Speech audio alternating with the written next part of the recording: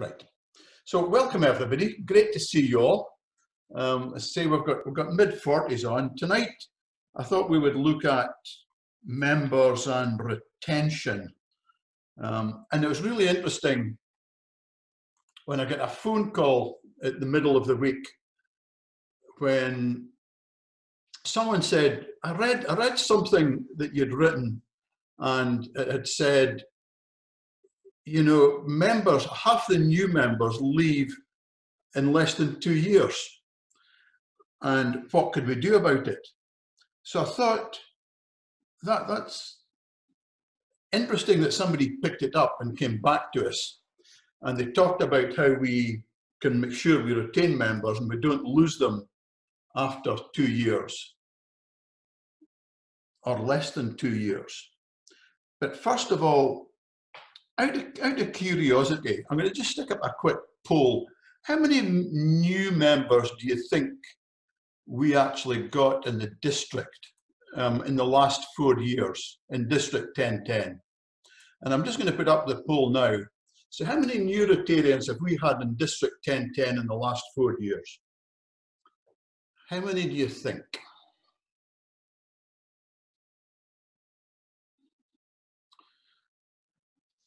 So numbers are zooming in here. All puns intended. Okay, so 38 have responded, 40 have responded. Here we go. There's still 2 to do it if you want. Last section. I'll just take it off there. So I'll end that and I'll just share the results. So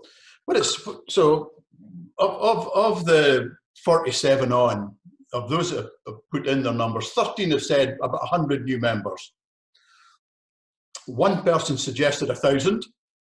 4 people suggested 500, but the majority reckon we've had 200 new members in the last 4 years. The actual number is 825. So nobody got the 800. And that's an interesting number when in the last 4 years we've probably overall lost 400 people. But the great news is we can recruit members. And Holger Knack, our esteemed leader of Rotary International, says, you know, make sure you get people who are the right people to fit Rotary. But what on earth does that mean? What on earth is the right person for Rotary? Would you in your club accept anyone? So start putting your hand up about the right, if you want to speak about the right person for Rotary. I challenged Holger Knack in one of the forums, one of the Tuesday night Together talks, because he started talking about professionals in Rotary. And professionals, I think, is, we want people who can be Rotarians. Do you accept anybody in your club? What's your thoughts? Or how do you recruit people? So there's something sneaking into chat. So Don Allen says, mainly due to the new forward-thinking clubs. I guess that's about the numbers that are coming in. But how do we go about retaining members when they are there? What story do we tell them when we actually invite them in? And I'm just going to run another very quick poll. And it's all about, just if I can just find this. How do you, when you're finding Rotarians, what do you do with them? And I've just launched the poll. We'll let anybody in, and this is a multiple choice. Tick everything that applies. Where, you know, we let anyone in. We make up lists of people to invite. We invite them along to a business meeting. We have a chat over a coffee. or we've open membership meetings. So what applies with you? So I'm interested here. So, and you can tick everything that really applies in this one. This is a multiple choice. So there's a few more just sneaking in. And I want you to start thinking about what you do when they do join.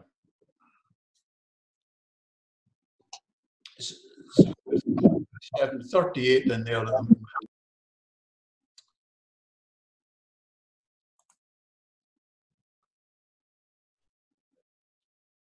And we'll just, the last couple are just coming in now.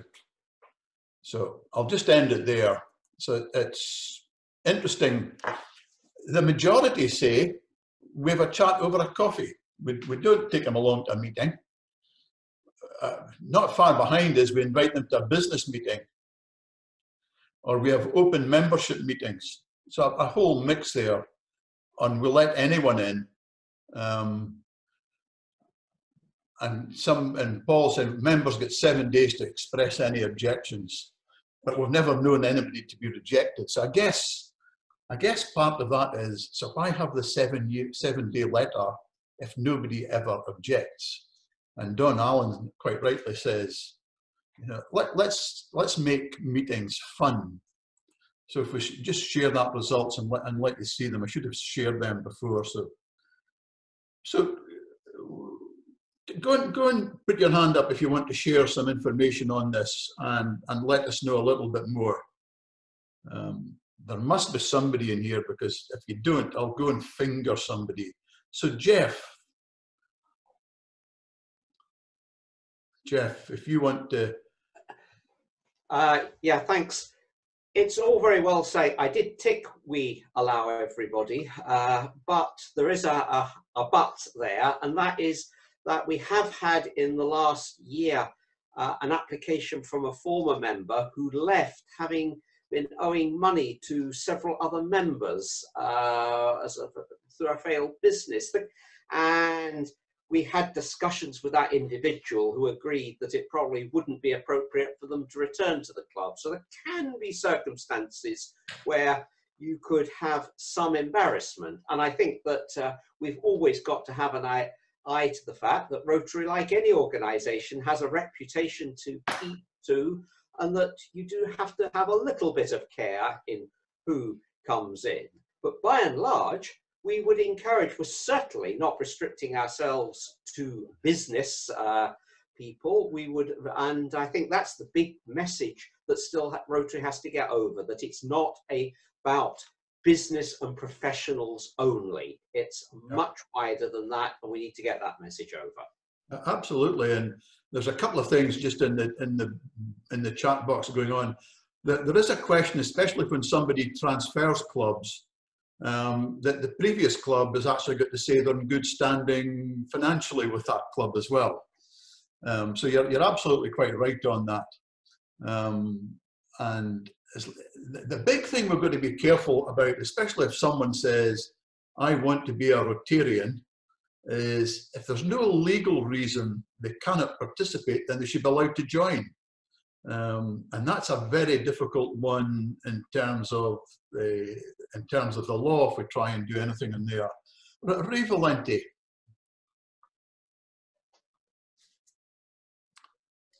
Ray, do you want to contribute?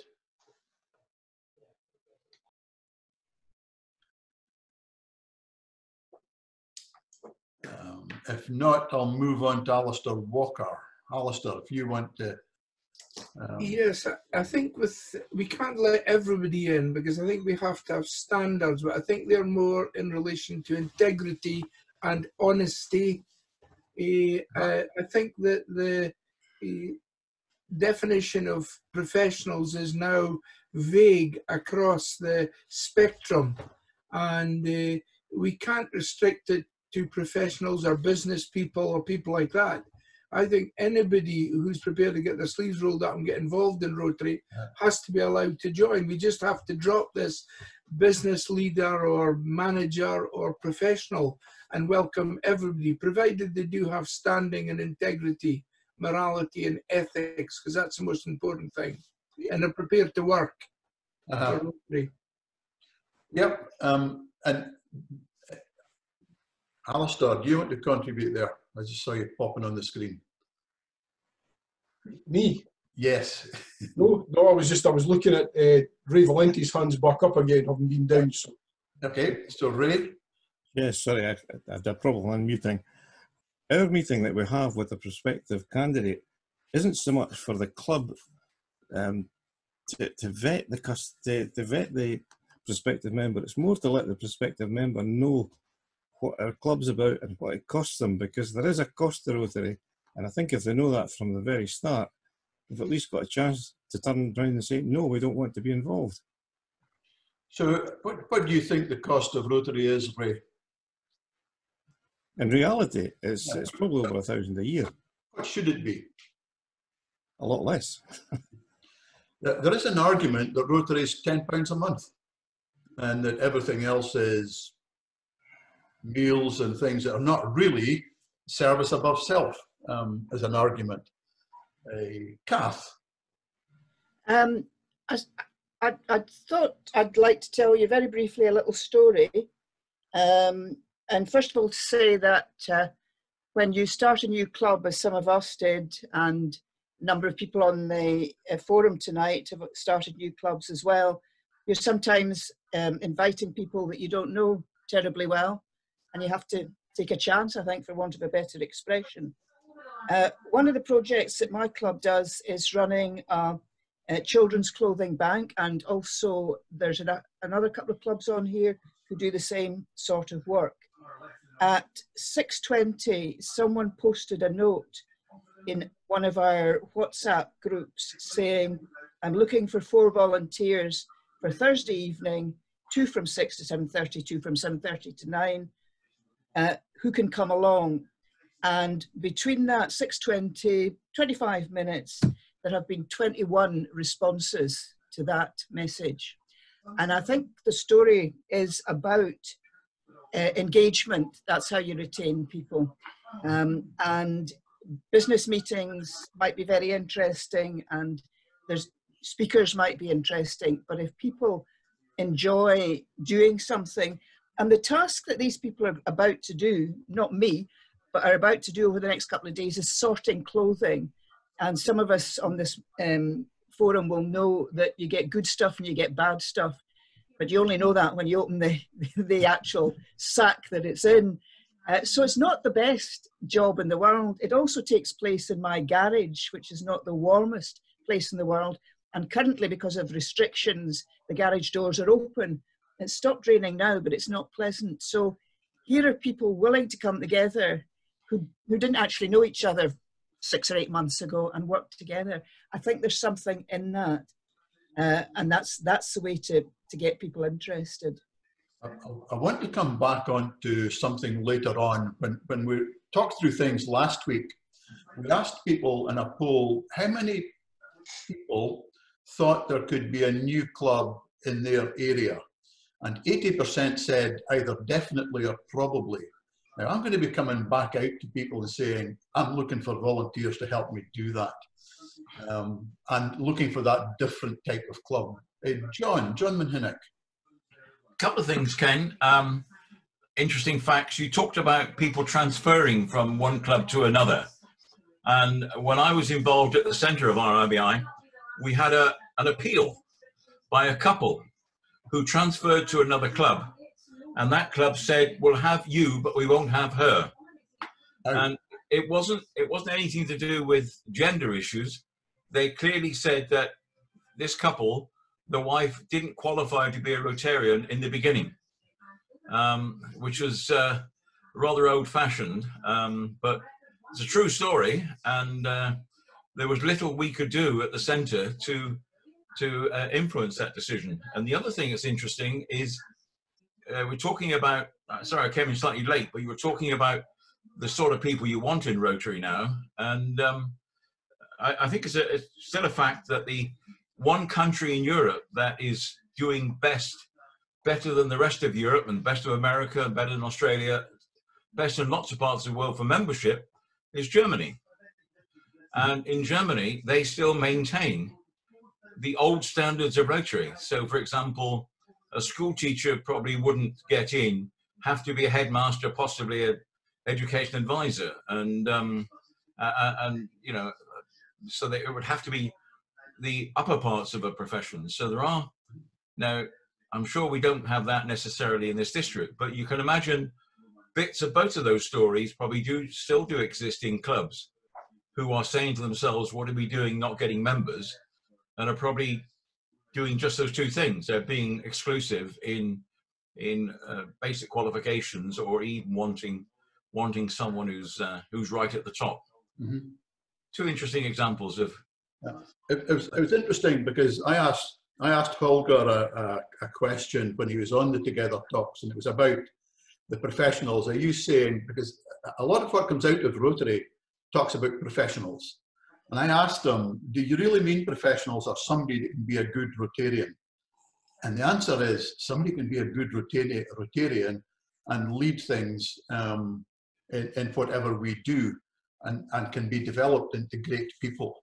So just out of curiosity, when you do get a new member, how do you find out what on earth they really do, and let the rest of your club know about it? So are they asked to do a job talk or whatever?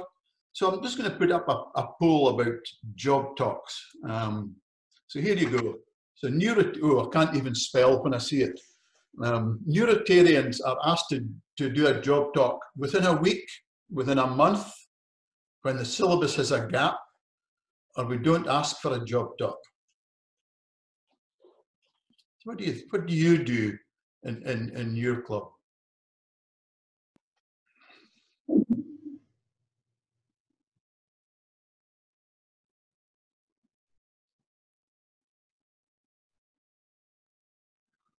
So they're piling in. So we're sitting at just under 50 people at the moment. Give it just a couple more seconds for the last ones. So here we go. I'll just end that and share. So interestingly, one club says we do it within a week of joining. Within a month of joining, 7. When the syllabus has a gap, 32, and we don't ask for a job talk. It's quite interesting, the 32, when the syllabus has a gap. Why not have people tell you what they do? And more importantly, why not, instead of the job talk, ask them what skills they have or what skills they could offer Rotary? I'm going to stop sharing this.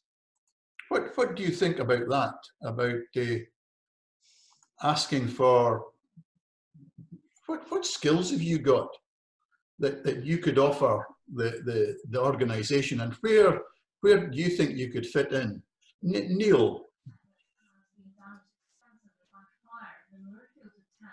Neil Ferguson Kirrimuir, you want to?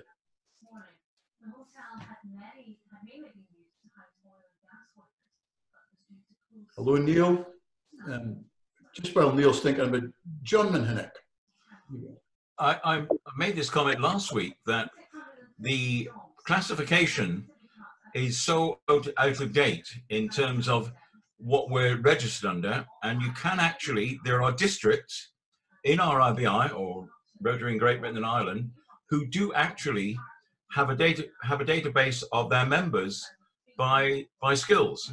Yeah. And it's a field that you can populate in the RI database, and it'd be far more useful. And I wouldn't suggest every skill under the sun, but you could identify, I don't know, a couple of dozen skills that are important, and people register with them. And you know, because someone's been a solicitor, it doesn't mean they just looked after the Constitution. The fact they've been a bank manager doesn't mean now that, like with treasurer, there's a whole lot of other skills that they might have had in their profession. And as I said last week, as a meteorologist, I'm no use to Rotary, but my skills that I picked up in my career are more useful to Rotary. So I think it wouldn't be a bad thing for the district to push that and identify people's skills. And even within clubs, you talk about the job talk for the new member. Some people don't even know that if you join relatively recently, you would like some of the older members to do a revised job talk as well. Certainly, the person that phoned me about the 2-year bit, about losing members at 2 years, said the club they were in didn't realise the skills they had. They had project management skills, had all sorts of skills, but because of the profession they had, it wasn't recognised as a skill that they had. Neil, you managed to come in this time. Yeah, I've managed to unmute at last. I would say that the Rotarian in our club who introduces the new member covers most of that. And the bulletin that our secretary puts out every month has a complete story of every member, a different member every month, with all that sort of information in it. Good. Somebody said, hopefully my skills as a prison manager won't be needed in Rotary. You never know, Jeff, you never know. Gary, or maybe it's Eleanor, I'm not sure which, I've got both. Yeah. Hi, hello Ken, it's Eleanor. Hello everyone. Just to quickly say that Kath Charlie, her club and our club, Isen Valley, are singing from the same hymn sheet. But let me say that when it comes to the job talk, one of the best things that we have that's come out of COVID-19 is the fact that we had planned a lot of social events to get to know each other, because that is key, I believe. It's really important that the membership gets to know one another. And so because of the gap that we've had just now, I've invited a number of our members to do a job talk, because it has given everybody a wee opportunity to find out a wee bit more about the folk that's in our club and what Rotary is all about for them. So it's certainly not a syllabus filler. I always think that a job talk is exposing a wee bit about oneself to your fellow members, and all about getting to know one another. Because if you get to know who you're working with, you're more likely to want to join their team or whatever it is as you progress. So that's where we are at the moment. And good, and I've certainly seen that in action, and really impressed at that. Diane.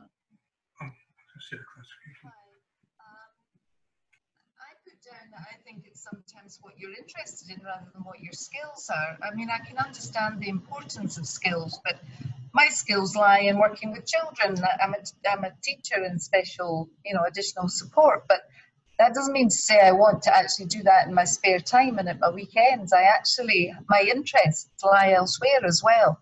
And, when Kath said about the sorting of the clothes and stuff, we have a WhatsApp group and we get lots of responses through that for things. Like this weekend, we're doing an environmental project. Now, I don't think anyone particularly would admit to having the skills for litter picking, but they might have an interest in actually tidying up the area that we're going to work in this weekend. So I think, the people are interested in helping these families that need clothes. You don't need necessarily the skill in sorting the clothes. So I think interests are important. I know as a traditionally a professional club, you think more of skills, but I'm from a Lions background rather than a Rotary background, and I think they are maybe more skills based than and interests based. But I think that people maybe play down the interest too much. I think the interest of what interests people is really important, because my guess is that a lot of clubs, when someone joins, they just stick them in one of their committees or groups or gives them something to do without really understanding possibly what their interests are. Well, there was an expectation that I would be interested and skilled in doing all the school type projects. Yeah. But maybe that's where my skills lie, but I don't have the time because I can't get into school when the schools actually need people to go in. So I'm not really of any use at those times. I don't have that flexibility. So my interests lie elsewhere in the evenings and weekends. Sure. I'm happy to, use my skills and give advice, but not actually spend all my time in Rotary doing that topic. Yeah, and there's a thing in there that potential new members could feel it a bit a deterrent hearing about people in a high powered job. And then it's down to them to make sure that they bring it to a level that everybody's interested in. Alistair, Rob. Yeah, thanks, Ken. Just a wee thought just that came to my head as we're talking away there about professionals and about the type of people we want to attract. And often our desire for younger members will not tie up with our desire for professional people. A lot of younger members haven't reached that stage in their profession yet where they would be classed as senior managers or something like that. So I think we have to balance it up carefully and look at the quality of person rather than as someone else said, you know, it's more about your morals and your ethics and whatnot than it is about your actual position in life at this time. I completely agree, and I guess that's where I was trying to push that part of the conversation to say, let's look at the skills people have. Let's look at their interests. I'm just going to share something for a second, if I can find the right one here. So it's a couple of pictures. It's not going to let me share, but it is screen sharing. So, and obviously looking at whatever, nothing is impossible, but you might have to attempt the absurd. And what could the absurd be? It could be taking in absolutely anybody in Rotary. Is that really absurd? Some clubs are not comfortable with the new style clubs. Is that absurd? No, it's not. And when we invite people in, do we actually explain some of the terminology we use? And I put this up at, all these are acronyms, and it would actually mean something if you knew all the acronyms in Rotary. But we use this kind of language that maybe puts people off once they're in, and maybe they don't understand what we're speaking about. Do you do that in your club? And when we're thinking about people, I was going to put up the 7 C's, if this thing works, of retention, whether it's communicate or check or care or change or cost or comprehend. Maybe it was a bit pushing, just make it all C's. But do we make sure people are included in the communication part? Do we provide positive feedback? Do we listen to members? On the check side of it, so start putting the hands up if you want to contribute on some of this. And on the check, do we actually look after people? And I know we do a lot in the things of COVID-19. Do we care for them if some people are going through difficulty? And I know there's a couple of good friends in Rotary have had the bereavements in the last few days. Are we actually making sure they're okay? And what about change? We talked about change, and we've talked about the different styles of clubs. And do we also have a varied program? Or the cost? And I put up a challenge that Rotary should cost a tenner a month, which is not the price of a coffee down the high street a couple of times a week in a month. Everything else should be optional. And do they comprehend, to make sure everybody's being used effectively? And that was coming back to the understanding what they want to contribute. So I was going to let the conversation run for a bit on this. David Fryer. Yes. It's my view there's one missing from that list of 6 C's. Go for it. It's called commitment.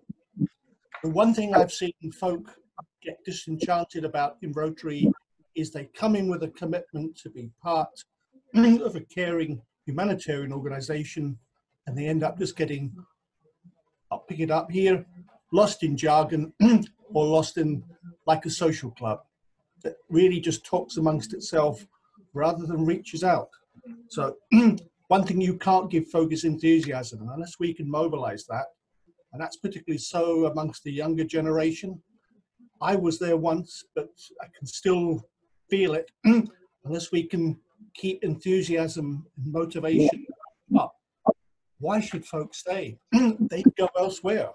Mm-hmm. They don't stop being Rotarians, they just go elsewhere. Yeah. So, So it was commitment, was it? You said to add. Okay. So John Milne, I'm sure this is creating a lot of thought in people's minds. So put your hand up if you want to join in. Aye, can I just say, I think we're missing the stage before we're talking about membership. And it seems to me that I'm back on my theme about I don't think that we think enough in Rotary about what it means to be a volunteer and how we bring volunteers to the organisation and support them. And in quite a number of the forum meetings we've had over recent weeks, we've talked about more collaboration between clubs.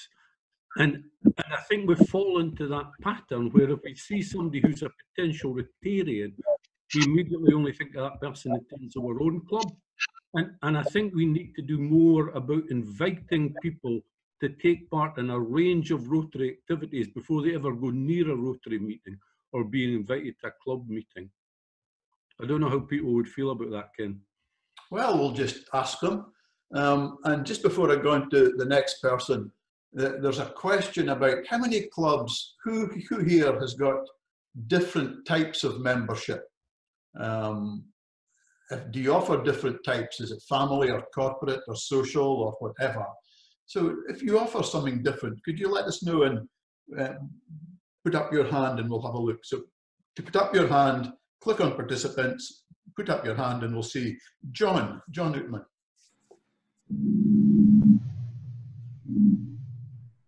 Hi, thanks, Ken. I just had two thoughts on this thing of not staying. I've been in my club in Pitlochry for, must be 25 to 30 years. I think we've got 25 members just now. I think if all the people who had been members of the club were still members of the club, we'd have about 100 members, which would probably be too many, to be honest. The other thing I think is that it's probably universal in all sorts of clubs that people join, but they still don't stay. I sort of run a small hill walking group, which we've had going for about 30 years. And you've got a solid core of people who always turn up and have been there for years. And you get new people coming along and they seem to enjoy it, but they don't stay. Same in the sailing club I'm in. And probably the more important thing is to find out why the person left. And I know that's not an original thought in Rotary at all, but lots of people leave because of work or maybe they have a divorce or something like that and their lives are turned upside down. So they're not always leaving because they don't like Rotary. You really have to take that into account, I think. Thanks. Mm-hmm. What do other people think on that? Yolanda?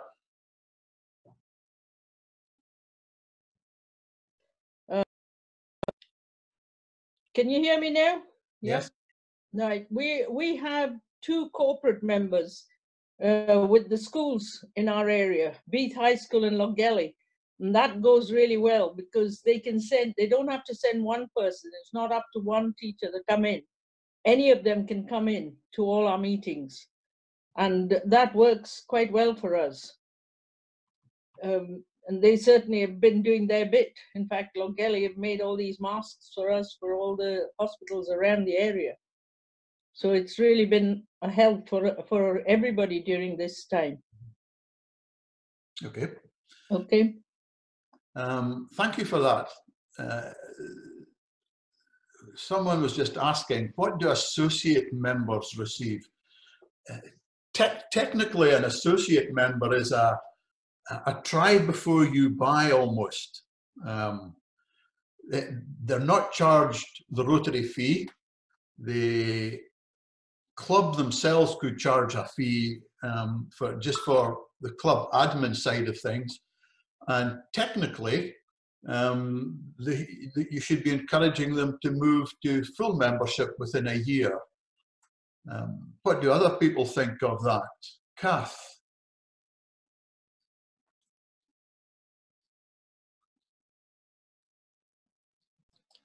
Sorry, Ken, I switched myself off for a moment, which you'd probably be relieved to hear. I'll tell you what I think of it. Once upon a time, I thought that associate members and corporate members were a good idea. And as time has worn on, I'm less sure about that. Particularly corporate, I'll leave to the side just now, but particularly associate.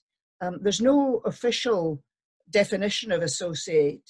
No. Rotary clubs are allowed to have, well, I'll take a step back and say there are actually only two types of members, and they are either active or honorary members. Nothing else, as you know, Ken, exists in the Constitution. But what the Constitution allows you to do in any club is to have any sort of membership you want. I think with this, I think sometimes clubs have appointed associate members because somebody says they haven't got the time to be an active member. And you know, the requirement, and of course each club can set its own requirement for attendance at events and meetings, it is very low. So that if you can't meet that, generally speaking, it's half the meetings, 50% of the meetings in any half year, and 12 hours service in any half year, or a mix of both. If you can't meet that, do you actually want to be in Rotary? You know, to be frank and blunt, so that my feeling would be with the try before you buy, yeah, come along and just be part of, you know, the events and so on. Don't bother with the associateship. The corporate is quite interesting because this was going to be what saved us. That was internationally. This was going to save us about 5 years ago, and it quite definitely hasn't, because it's not caught on anywhere in any great numbers, to be honest. And the idea was that everybody who was a corporate member was actually a fee-paying active member as well. Sure. So it's personal. It's not written down anywhere. There's very little guidance on this. I think it's for each club to decide. But if people really want to be part of Rotary, then in my view, they should be an active member. I think there's a number of people have said on the chat, you know, if we make things interesting, we'll, and on all the other chat that's been on, we'll retain members. But on the other hand, you know, we've never said how reasonable is it to lose 50% in 2 years. It might not be unreasonable. It's not nice, but it might not be unreasonable because people don't stay in things, as somebody said before. I'm going to stick on my membership hat here. I think it's a shocking number. I think we've either not sold. It's not what it said in the tin. It's not what we told them it's going to be. We haven't told them everything. There's something wrong in there. And I come back to the 5 C's, or the 6 C's that maybe should be 7 with a commitment. That says even when you get them in, and we look after them and do we do the right things with them. I see George has held his hand up a few times. And George, do you want to come in and share something there? No, I'll if you could unmute.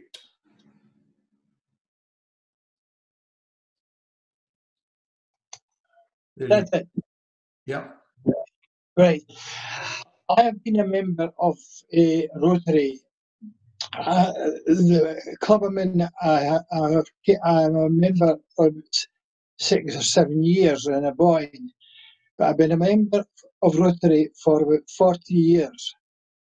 Now, before I became a member, I was asked to join Fraserburgh, and the person proposing me and the other Rotarian came and told me that I had been received a black ball, and if I wouldn't be allowed to join. I was a wee bit disappointed at that, and there was a row apparently in Rotary about it, and eventually these two gentlemen came back and asked me, "Will you come again? It won't happen again." And it didn't happen again. But I have found in that 40 years, people have left the club for genuine reasons, moved away or whatever, but they I'm finding now that the reason people are leaving is that they are not interested. Rotary doesn't make it A, fun, B, certainly business has got to be discussed, but we feel that the Rotary should use this facility that we're using now, Zoom, and tailor the committees in the club to have the business of the club in the discipline that they're a committee of. They should use that to discuss all the things that have to be discussed and bring it to the club in a package ready and willing to explain it if they're asked and for the club to vote it. Yep. And that is part of the problem. This it's so boring that many people, and I in our club, boy, we've lost a lot of members in the last 2, 3, 4 years, and we know why some of them left. We don't have a follow up. Why have you left? And so generally, we have got to change, and we've got to be fun, and at the same time, still do the business, but keep the business out of the membership. Full discussion until the particular project has been put together. Good. Thank you for that input. You're absolutely right. It's got to be fun. It's got to be people looked after. It's got to be in an environment where people enjoy coming along. Mike Gillis. Thank you, Ken. There is a lot of change going on, and I think there's just about every club is either looking to change or looking at ways how best they can change. We at Burnt Island and Kinghorn are changing, and we're now changing quite fast. And this actually happened before lockdown, before the virus hit us. Throughout the early part of the last Rotary year, we were beginning to look at how we could change to become a more dynamic club. As you know, we have 5 new members, which is absolutely fantastic for us and fantastic for the members who've joined from the Rotary Club of Kirkcaldy Raith. I think part of the attraction to them was the way we are trying to move in the direction we are trying to move in, which is very much a hybrid club. We are looking to associate members to get involved with the club. Another thing that's been mentioned is because the people we are trying to attract have got skills that A, we want in our club, and B, they want to contribute to our club using their skills. So we're very much looking at that. That was discussed earlier in this discussion. Yes, I agree, associate membership, suck it and see, low cost, low commitment, etc. But I think as this will all merge, as clubs progress and clubs move forward and modernise, it will all fit.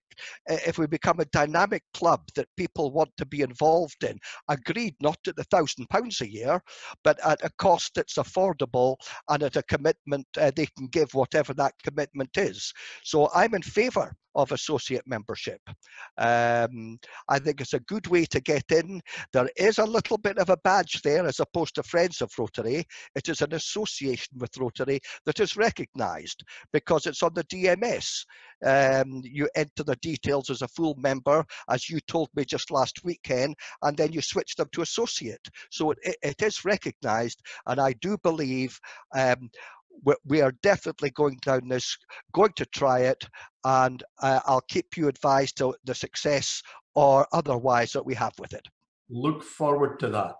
And it's interesting about the different types of membership. I struggle with some of them. People just want to be a Rotarian. I'm going to come back for a second, just while people are putting hands up, on corporate membership.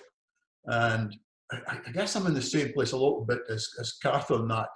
But the opportunity I've been trying to sell businesses is, we can help develop your people. And if you pay for your people to become Rotarians, you will get a benefit as well, hopefully. If we give them the right environment and the right opportunity to lead and develop. Gary or Eleanor? Yes, Ken, I was just trying to find the document relating to what we're talking about. So that's why I was staring so intently at the screen. It wasn't staring at you.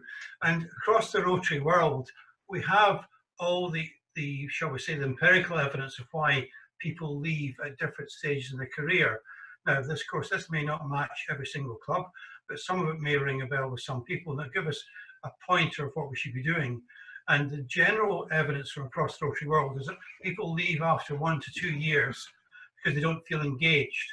3 to 5 years because the fellowship expectation is not being met, and they're starting to be frustrated with club leadership, probably because after 3 to 5 years, they understand enough of what should be happening.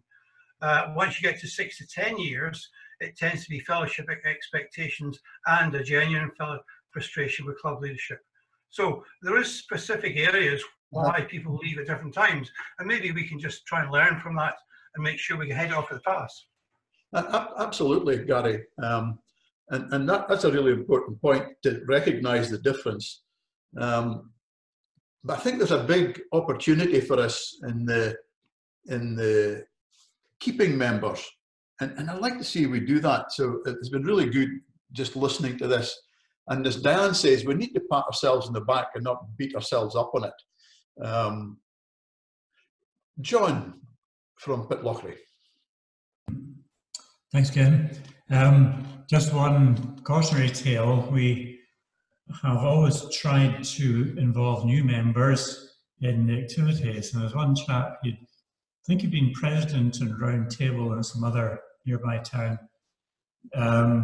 He's a young solicitor of the family, young family, and he seemed really keen. He actually asked to join. And so we started giving him things to do. And a few months later, he left. And the reason he gave for leaving was he felt that the new members were being given all the work to do, and the older members were getting too lazy and didn't want to do everything. So he left. He was a very busy person. So you can't win sometimes. I think the other thing for somebody joining Rotary is, if you go and join a golf club, well, you're going to play golf, and you join it because you want to play golf. But Rotary, the activities are much more kind of amorphous and not entirely easy to understand exactly what you're letting yourself in for when you join Rotary. So it may be quite a lot of people go along and they don't find it's what they thought it was going to be. And I guess that's part of this, the 6 C's as well, and checking, Don't push people too far if they're not ready for it. But there are some people who are ready, and if we give them an opportunity and they do something, it might not be the way we would do it, but it's not wrong. It's probably just different, and we just need to let younger people develop themselves as well, because that's what we're here for. John Manhinnock.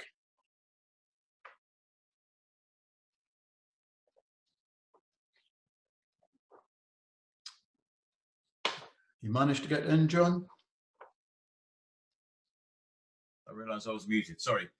We did have a member who was as enthusiastic, the sort of guy that John from Pitlochry was just mentioning, took on all the jobs and took on a weight-reducing exercise by cycling and raising money for us and doing all those sort of things. He was also developing his career as a head teacher, and he got so involved and enjoyed himself so much that his family said, "Where's our time?" And he got presented with an ultimatum, Rotary or us. So there was an example where we made the mistake of allowing someone to volunteer for so much. We should have at least said, you know, come on, that's a sort of enough for now. And but it was a very enthusiastic guy. We had lots of ideas for his future, but we allowed him to do too much at the beginning. Yeah, very much. And that's an issue.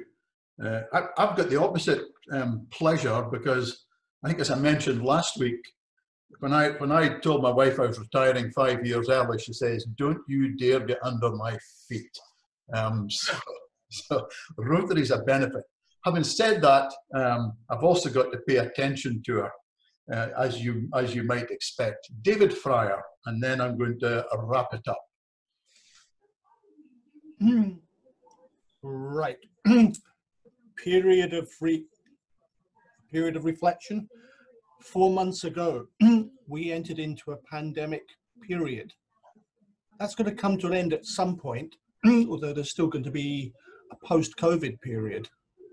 I'm just wondering, is all of this going to end because we're just going to morph back into the clubs that were?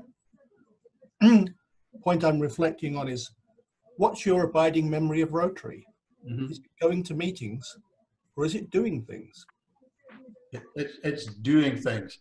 So, and that's a valid point, and that's really the message out of the whole session today is, don't leave people on the sidelines. Don't put them in a square peg in a round hole. Understand what they are.